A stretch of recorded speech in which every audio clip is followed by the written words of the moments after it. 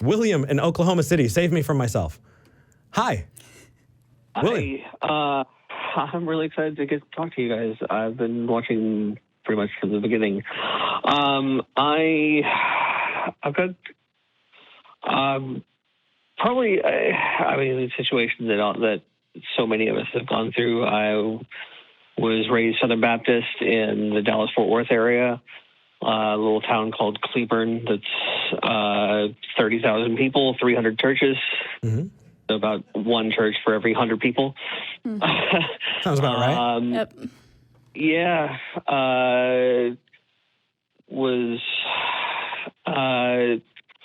considered myself part of that group for 15 years, and then spent the next probably 10 trying to rationalize what I wanted to be true with what I knew was actually true. And then I decided, fuck it. It's a lot easier to just admit that the things that I know are true, and the things that I can't possibly believe shouldn't be believed. Okay. And then it was a lot easier when I just let go of that, and I've been an atheist ever since. Well, rock on. I don't want to be that dick. I'm just trying to steer the direction of the show. What did you want to talk about? Well, unfortunately, the rest of my family is still in that very, very fundamentalist side, and my brother is. And I'm very close with my family still, but I'm in a weird spot because my brother has, he's a really smart guy. He has a master's in science from a real university, and yet he is a young earth creationist. Okay. He is a, Answers in Genesis fan. I don't understand it. I don't know how he doesn't just explode from cognitive dissonance on a daily basis. Cognitive dissonance, for people who are just tuning in, is the idea of holding two ideas that cannot both exist at the same time. So X is true and X is not true. X and not X at the same time. Some people hold on to that, and it's. But honestly, that's why we talk about that whole epistemic toolbox. Yeah. Because there's some tool that he's using along the way that's allowing that. His mentor in his master's program divided his time between the school where he was and the CERN super collider.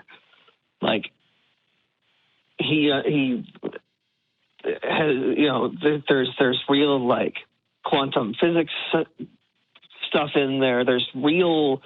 Yeah, we're actually dealing with quanta. Science knowledge in there, and yet he talks about the arc and magic, and as though it's...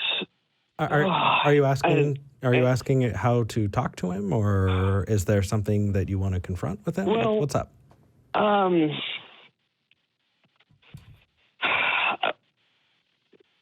We've gotten to this kind of point where, frankly, I just can't talk to him about anything of any real substance.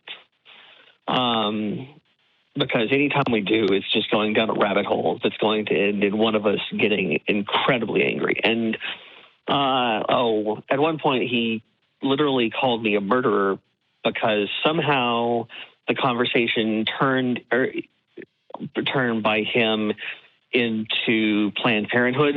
Abortion! Yeah. Which had where that was going. Which of course had nothing to do with what we were actually talking about, but it went there. It always does. And we went through a 3-week span where I was like, look, I don't have to continue this relationship. Mm-hmm. Yeah. I can just see you again at our mother's funeral. And of course that really didn't go very well with my mother. And she's honestly the only reason at times that I still have any sort of relationship with him. And I want to still have a relationship with my family. He has a son and a daughter that I love dearly. And I'm not planning to have kids. I identify as gray ace. And so I'm certainly not having kids. They're about as close as I'm going to get. And I worry so much about the things that they're being taught on a daily basis. And I would like to at least have some sort of influence on their lives. And I worry, my mom's 71. My dad passed a few years ago. I don't know how much time she has left. And I worry about, when she goes, I don't know that there's going to be anything holding us together at that point. And I don't know how to, I don't know how to make that worth fixing. Yeah. It's hard. Yeah. I think that the best you can do is say, I'm here. Because you can't reach into his mind. And I know that you can't. You can't force a relationship that the other person doesn't want, because it takes two. And honestly, William, I think you can be damn proud of yourself that you're there. To say I would put these things aside and just love you and love my family. That's incredible. You need to give yourself some fucking credit for that, dude. Thank you. Yeah. It's not that you're not doing enough. It's that you hit the limit. And what sucks is that you wish you could go further. We all do. But it's going to be up to your brother to decide whether or not he wants to engage. But you should feel comfortable saying, you know what? I did the most that I could. I said, I'm here. I want to engage. I want to tell you that I love you. And from there, the ball's in his court. Yeah. Yeah. I mean, we get together and we play video games all the time, but it's gotten to the point where, like, the second that, some innocuous thing starts turning toward rant territory, it's like, dude, I've got to shut it down, or I'm going. Yeah. And so in my experience, I've just called it right out on the table, and that's helped. I've been, baited in by family members into wanting to have that conversation. Yep. And I'll just stop and I'll go, hey, you know what? It looks like we're going to be going into a conversation that I don't want to talk about, because I love you, because I want to have a good conversation, good time with you. I don't want to go into this. And what's funny is, even if they continue trying, it takes two. It takes the other person, which means that you can disengage and they don't have a conversation anymore. Now they're just talking to themselves.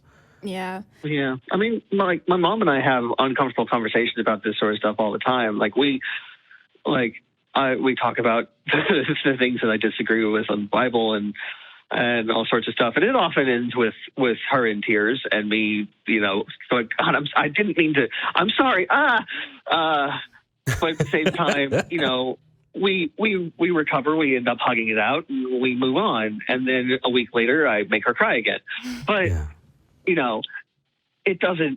never becomes personal. It never becomes angry, because she knows that I treat beliefs separately from people. Right. And I've tried to tell that to him, and he just, he cannot separate beliefs from people. And it's like, I've told him so many times, dude, you are so much more important to me than your beliefs. And, give that seed I think your some beliefs time. are fucking stupid, but you are so much better than them. You are so much better than I think your God is. Damn straight. Yeah. I mean, I don't think he's real, but if he was, I don't think Voldemort's real, but I think Harry Potter's awesome. Yeah. Definitely. Yeah. So, be better than your Voldemort. So I would love for someone to take this call and clip it and send it to that aunt or uncle that you've got to sit down and talk to at Thanksgiving, right? That idea that we're angry and that we're out to hurt. The fact is, we just want to sit down and break bread with you. We want to create a world where that's okay. And that maybe, you can meet us there. It doesn't have to be, you don't have to believe what we believe. We don't have to believe what you believe. We'd like to make a world where there's less bigotry, and we want to call it out when we see it. But if we want to have this relationship, then we have to realize that we have to compromise in some places. And you can't compromise for your brother, William. You can't. They have to meet you there. But you're doing the right thing. Yeah. Thank you. And if you want, join the YouTube chat if you're not already on there, and the Discord. You're getting a lot of love. So if you need that support, check those out. Thank you very much.